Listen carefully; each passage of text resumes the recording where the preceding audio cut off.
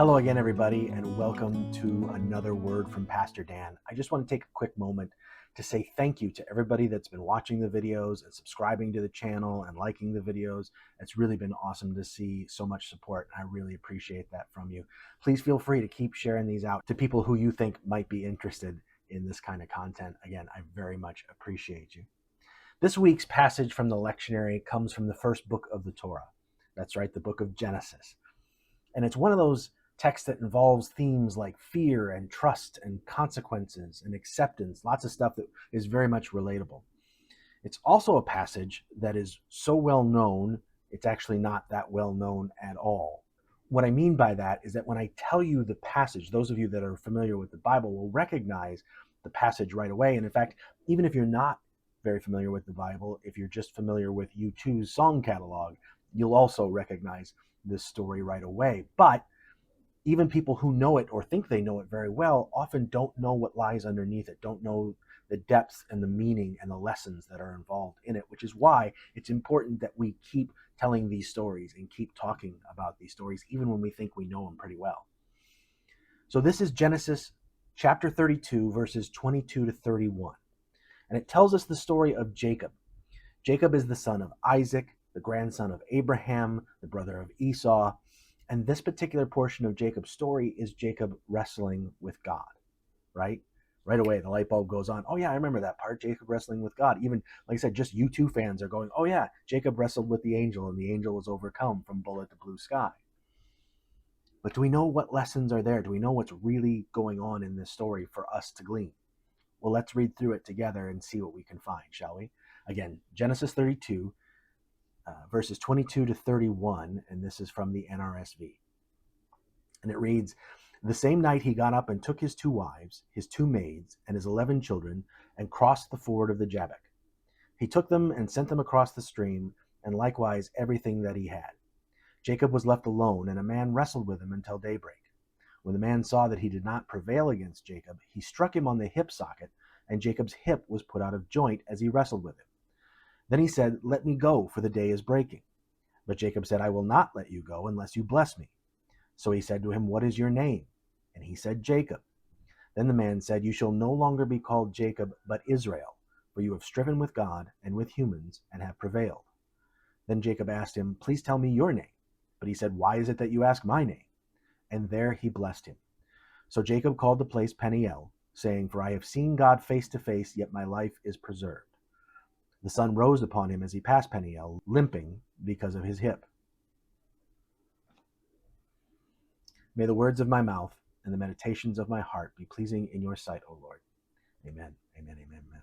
So there's a lot of questions to ask of this text, right? First of all, we have to understand, how is it that Jacob got to this point? Because that background, that history, is important to understanding what's going on in this moment. So we've got to talk about that a little bit. And then we've got to ask ourselves, who or what exactly is Jacob wrestling with in this particular story? Because that might not be terribly clear at first glance. And then we have to ask ourselves, at that point, what does it mean for Jacob to cross the river, which is the very last part of this lection. And then, of course, we have to turn towards ourselves and talk about our own wrestling and who or what we wrestle with, and what would it mean for us to cross the river like Jacob. Those are sort of the beats that we'll go through here this morning. So again, let's do a little bit of background. How did Jacob get here? As I said, Jacob is the brother of Esau. They're both sons of Isaac. Isaac is the son of Abraham. Esau is Jacob's older brother, which means he stands to inherit his father's estates, his father's blessing. But Jacob actually tricks Esau out of that and tricks Isaac, his father, at the same time, so that he gets the blessing and he gets the inheritance. And that's actually a pattern in the early part of the Bible, right? If you think about it, Isaac himself isn't Abraham's first son. That's Ishmael. And you can go all the way back to Adam and Eve, where Cain was the older brother, but it was Abel who received God's blessing. So it's not a huge surprise that Jacob winds up with the blessing here, but how he does it is kind of underhanded. And that, of course, makes Esau very, very angry, to the point where Esau vows that he's going to kill his brother Jacob. So Jacob, of course, says, "Deuces, I'm gone," and he flees, and he winds up staying with his uncle Laban. Now, while he's staying with his uncle Laban, he falls in love with Laban's daughter Rachel and asks for Rachel's hand in marriage. Laban says, okay, work for me for 7 years and you can have my daughter's hand in marriage. Jacob agrees. But Laban, being a trickster himself, pulls the old switcheroo on Jacob at the last second and winds up marrying Jacob to his daughter Leah. And then says to Jacob, oh, by the way, if you want to work another 7 years, you can be married to Rachel as well. Polygamy was a thing back then. That's a whole other story. So Jacob agrees, works the 7 years, winds up with multiple wives and multiple children and lots of livestock and a whole retinue. And God shows up and says, Jacob, it's time to go home. So Jacob packs up his whole family and all of his servants and all of the livestock, and off they go back home. And it is on that trip back home that we find ourselves at this moment where he's at the Jabbok ready to cross the river. But of course, along that path, he's thinking, if I go back home, that means I'm going to have to face my brother Esau. And last time I saw Esau, he was trying to kill me. So maybe this isn't such a great idea. I don't know. And so we reach this point at the river where Jacob is really forced to say, okay, if I cross this river, I'm back in my home territory, which means my brother is showing up soon. And that's where we find the events of this particular story, which includes Jacob wrestling. So that becomes a question, right? Who or what is Jacob wrestling with? Well, the text refers to it in verse 24 as a man. Ish is the Hebrew word there. A man. That's actually referred to several times throughout the text. Early church fathers like Augustine and several others, they identified that man as an angel, and they connected that angel to Christ because, of course, there was a lot of work to try and harmonize the New Testament with the Hebrew Bible back in those days. So they believed that this man was an angel connected to Christ, and of course that's where the U2 song lyric comes, right? Jacob wrestled the angel, and the angel was overcome. But Jacob himself clearly believes that it's God that he wrestled with, right? He says that in verse 30, for I've seen God face to face and I have persevered. So he believes he's wrestled with Yahweh himself. And those are both very plausible interpretations without question. But there's a professor at Columbia Theological Seminary, James Newsom, who posited a theory that I really enjoy when I'm thinking about teaching this passage. I think it's a really interesting way to look at it. He asks whether or not maybe Jacob is wrestling with himself, right? Again, think of the situation. Jacob knows he's about to encounter his older brother from whom he stole this birthright, this blessing, this inheritance. And now he's got to face up to what he's done. And if you think about situations in your life where you've made mistakes or you've hurt people or you've tricked people out of things, and then it comes time to face up to your actions, to the consequences of your actions, you know what kind of emotions are stirred up in your body at that point, right? You talk about fear and concern and worry and anxiety and all of those things. And yet through it all, there's also sort of this steely determination, or at least I feel that in my life. There's this steely determination that pops up and says, you know what? Okay, I've got to just face this and I've got to move forward. And the only way forward is through. So I've got to deal with this. And if there's a whooping that's coming, then I got to take my whooping, and that's how I move forward. And I think all of that is what's going on with Jacob at this moment. All of that is part of this wrestling. He knows what the right thing to do is, and that's to go home, follow God's lead and go home. And that means he's got to face his brother. But in order to do that, you can know that, but doing it's a whole other thing. In order to do that, he's got to summon a sense of courage. And that's, I think, where God shows up for it. In that moment where he's trying to summon that courage. That's what this wrestling, to me, is all about. So what does it mean then for Jacob to make the decision to go ahead and cross the river? That's the next question.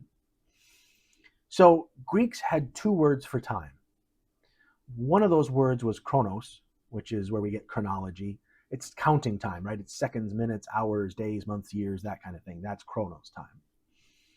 There's another word that they use for time, though, and that's kairos. And that kairos described moments in time, not in counting senses, but in like pivotal life moment type senses, right? It's a turning point for a person or a community. That's what kairos means. And so this becomes a kairos moment for Jacob, right? He's been through a lot in his life, and there's a whole lot more to come. But in this moment, he's got to make a decision that will strongly influence the rest of his life. So God shows up, and God shows up for two reasons. One, God shows up to hold up a mirror to Jacob and remind him of who Jacob is, remind him of his character, right? Verse 28, you are one who has striven with God and with humans and has prevailed. This is who you are. I'm going to call you this name Israel, which in Hebrew means you are one who has striven with God and with humans and has prevailed. I'm going to remind you of that by giving you this name. That's one piece of it. The other piece of it, of course, is that just God's very presence in this moment reminds Jacob that he's not alone in what he has to do. And I think that's so crucial for all of us to remember, that God is with us. God is for us. That when we need to summon the courage to do the right thing, even though we're not really sure of the consequences, that courage doesn't come just from us. That courage didn't come just from Jacob. That courage comes from our relationship with God, with leaning on God, with trusting on God, who will provide, has promised to provide. And I think that's what Jacob is sensing in this moment. Now we find out, of course, in the rest of the story that Jacob does cross the river, makes the choice, and he does run into his brother Esau. And they do, to a degree, reconcile. It's never the close relationship they had growing up, but it's at least a peaceable one. Esau has gotten over the need to kill Jacob. He doesn't trust him, but he doesn't necessarily want to kill him, and that's something anyway. So that's kind of how this story goes, which means now we need to turn towards ourselves and ask ourselves, what kinds of things are we wrestling with? Because I believe that we all have our own Kairos moments, whether it's as individuals or whether it's as communities, societies, countries, nations, whatever. Individually, it could be a new job, it could be a new relationship, it could be a big project that you have to take on, it could be a big purchase and a big investment. All of those things that are like pivotal moments in our lives, we tend to individualize those. We tend to close off other people. I've got to make the right decision and it's all on me. That's a Kairos moment. But there are community and society Kairos moments too, right? You can think of all kinds of stuff, especially here in the state of Minnesota, that's happened over the last 5 to 10 years. Pivotal points where we've had to decide who we are going to be as a community, as a state, as a society, as a culture. And so we find ourselves wrestling much in the same way that Jacob was. We often know what the right thing to do is, but we fear the potential outcomes of doing it. And so we start justifying reasons to not do the right thing because of that fear. So the question then becomes, do we have the courage to believe that in choosing to cross the river, in choosing to do the right thing, in choosing to follow God's path, that God will show up for us in the same way he showed up for Jacob? Do we have the courage to lean into that belief, to have faith? There is a reason that the name Israel, which means one who has striven with God and with humans and has prevailed, was given to God's people. It wasn't just given to Jacob, it was then given to all God's people. If you think of the history of the Jewish people throughout time, the number of times that they have struggled and wrestled both with God and definitely with other people, and yet they still prevail and they still thrive, that name could not be more apt, more correct for them. And the truth of the matter is, as Paul argues in the New Testament, that we as followers of Jesus are grafted into that family tree. That same character, being a people who have striven with God and striven with other humans and have prevailed, that applies to us every bit as much. All of that resides within us. So what does it mean for us then to choose to cross the river, to choose to do the right thing in those Kairos moments? Well, it means having real and honest and deep conversations about who we are and who we want to be as individuals and as communities.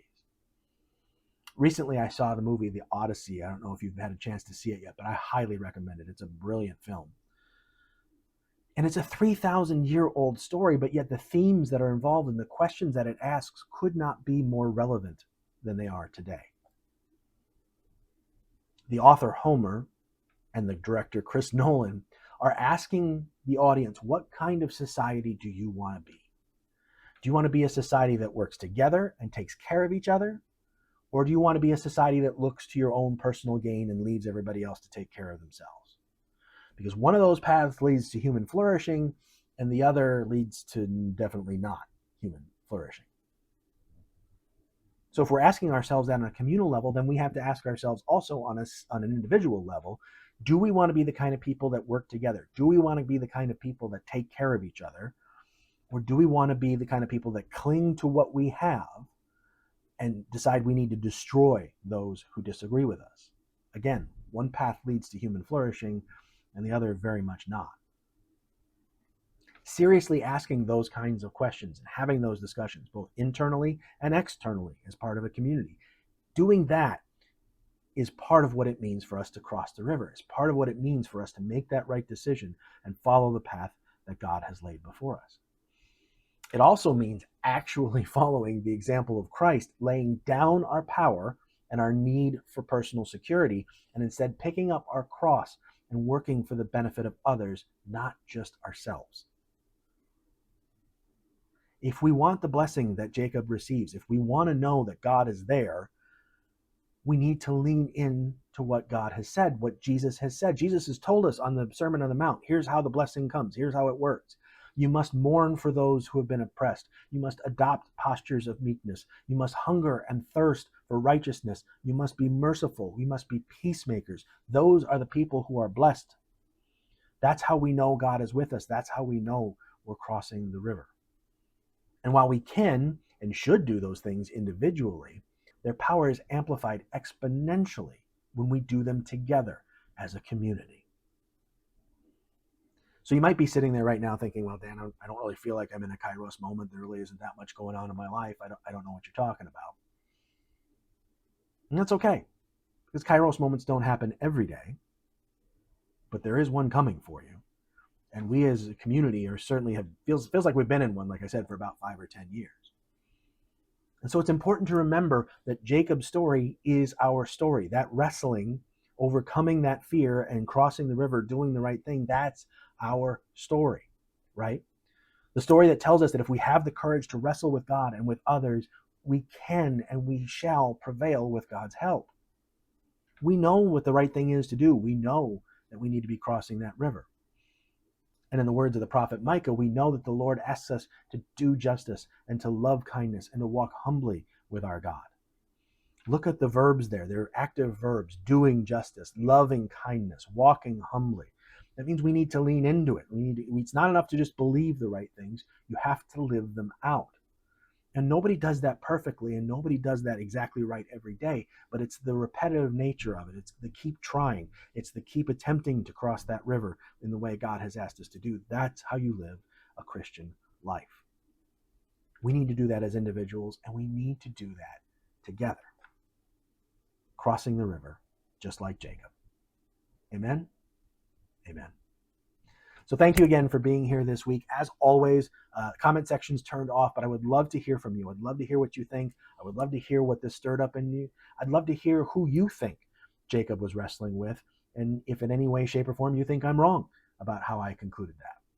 Send me an email, pastordancook@gmail.com. Shoot me an email. Let me know what you think. I would love to hear it. As always, I'm not asking you for money. I'm not asking you for material support. I just ask that you go ahead and click that like button on this video, subscribe to the channel, and share it out to anybody you think would like to hear it. Until next week, thank you so much for being here. I hope you enjoy this word from Pastor Dan.